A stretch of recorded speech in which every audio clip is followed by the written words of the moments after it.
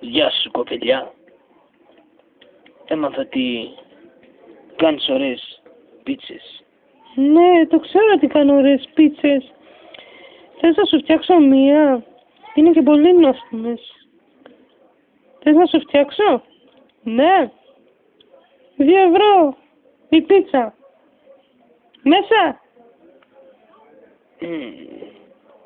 Ακριβή την έχεις, αλλά θα πάρω. 2 πίτσες παρακαλώ.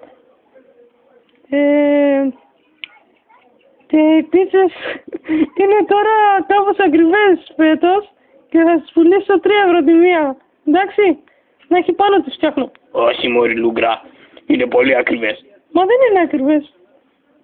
Πας να με κλέψεις όπως βλέπω.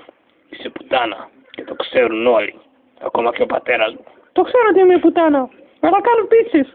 Κάνω ωραίες πίτσες. Θες να δοκιμάσεις μία? Θες? Αν θες πέσω μου.